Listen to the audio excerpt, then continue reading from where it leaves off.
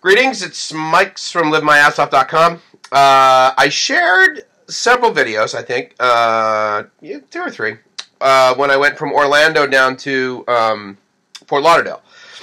One of the things that just popped into my head, because I was looking at a video of a friend of mine, he was talking about, you know how a lot of these YouTube videos, the guys that travel, right, they talk about, like, this is how I pack. I roll up my stuff, or I squash it, or I roll it, or I fold it a certain way, or they lay out all the stuff they're going to take on their one trip on their bed, and then they do the time lapse of like all the stuff being packed in there, and then they're like, hey, look, I got it in a carry-on. So, anyway, but what made me think about what I'm going to talk about now, which is expectations in general, is about how like you just get a carry-on kind of thing, right? And if you get a carry-on, then presumably your flight will be cheap. And it depends on the carrier you're going. I mean, for international flights, when I fly like EVA or ANA or anything, you know, across the Pacific, certainly, I think you can take like 2 bags. You can check in 2 bags that can each weigh 50 kilos. So it's like 110 pounds of luggage times 2. These little Asian people have these carts and they take with them. Anyway, what I want to talk about is my flight on Spirit Airlines. Now, I have no doubt that just because I just said Spirit Airlines, immediately you thought, oh my God, did it come with a motor? Like, did they give you oars to be able to? I get it, okay? So Spirit Airlines has the reputation of being basically cheap, and it is.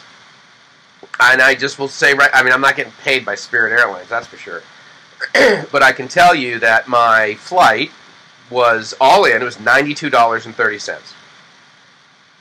The ticket price that was advertised is, you could argue it's a little bit of a bait and switch, because of course I have no expectation that the price that they advertise for their ticket is the price I'm going to pay.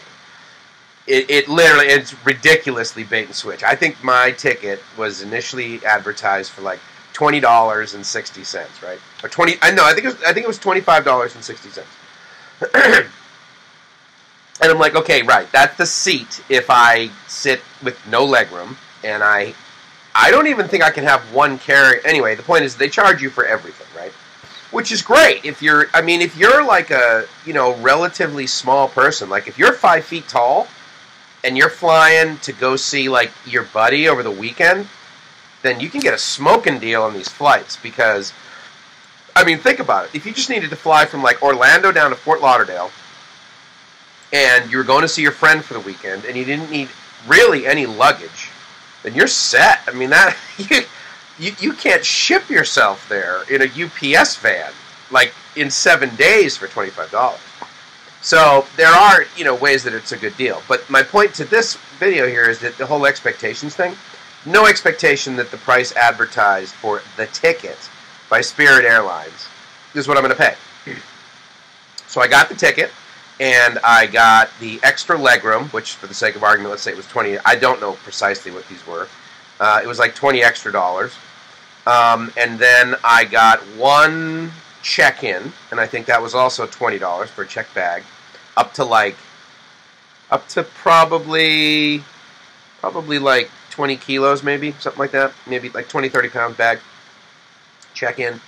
And then I was able to classify my personal item as one I didn't have to pay for. So it was my backpack with my like my headphones and my neck pillow and my power supply, my cell phones, my wallet, my contact lens cleaner and stuff that I would carry on, my laptop, and a couple notebooks and that sort of thing. So, you know, just a standard backpack. A carry-on item, a personal item, whatever they call for it. The point is, I didn't have to pay for that. I paid $10 for like the ability to check in at the gate, not at the gate. The ability to check in, you know, at the check-in counter, right? So that was another $10, and I don't quite know why I had to pay an extra $10. I think it was some degree of convenience, such that, like, if you don't want to print your boarding pass now, you can come in and use one of our kiosks, and as part of that, if you pay $10, then it just, like, comes out. And then And then I'm trying to think and then there were taxes, I guess, and I didn't buy any food.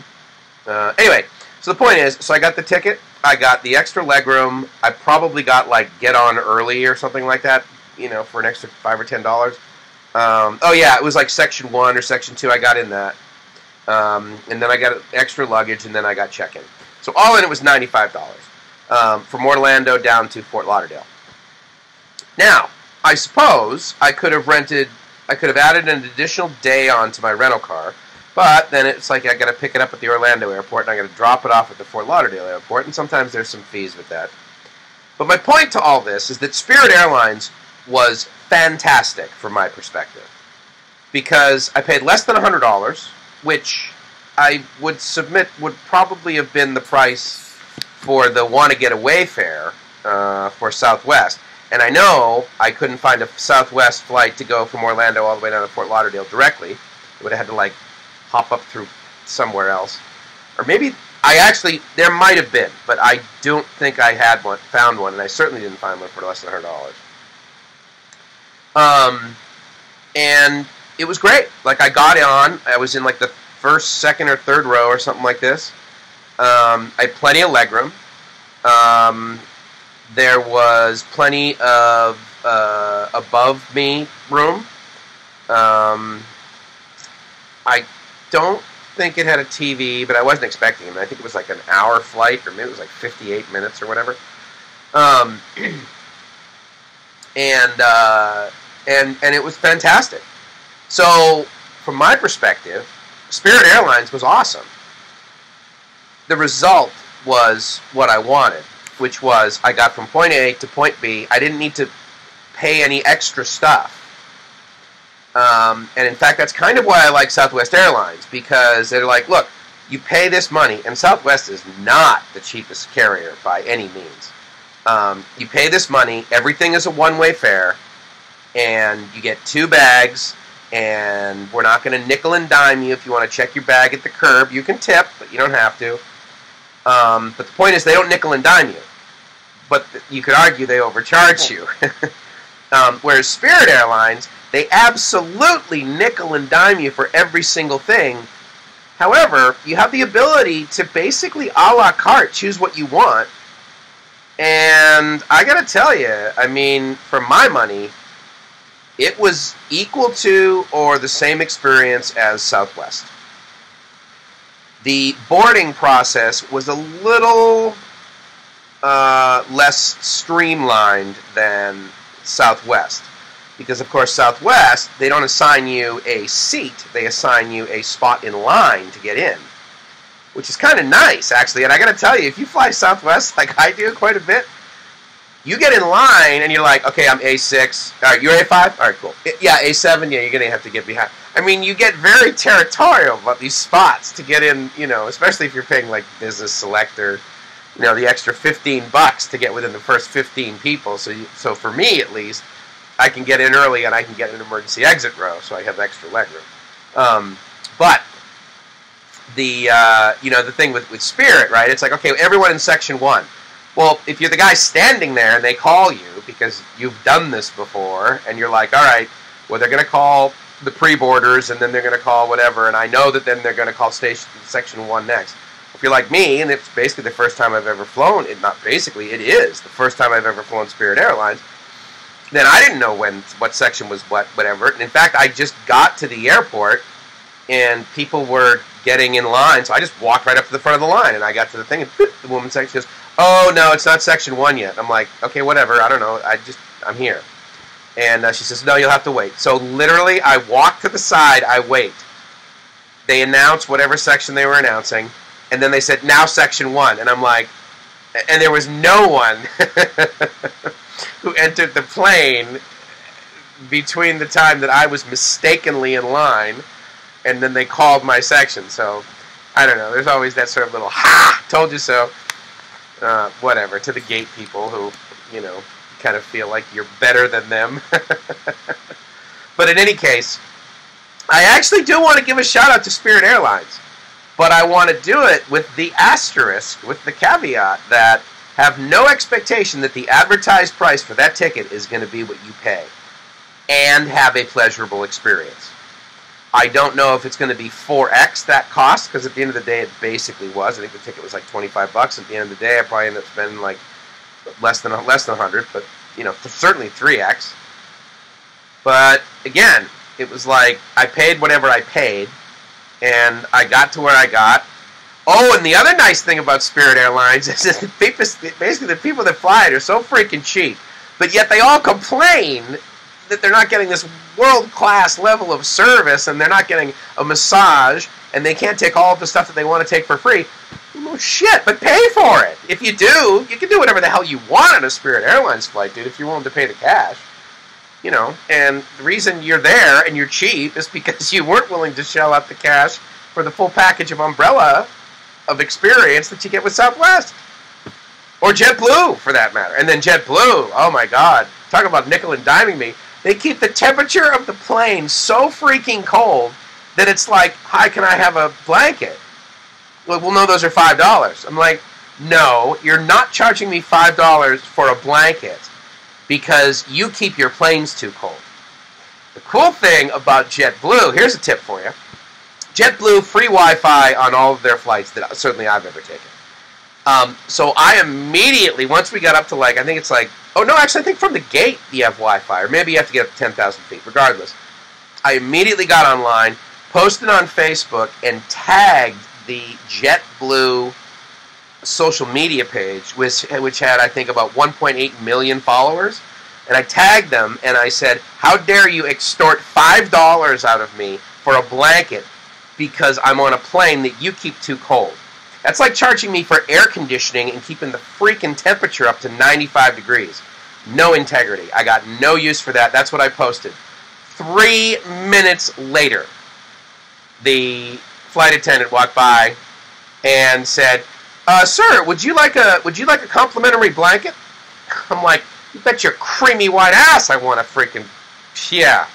Yes, I do, because it's 61 degrees in your plane. Why don't you just roll the windows down? It would probably get warmer. Yeah.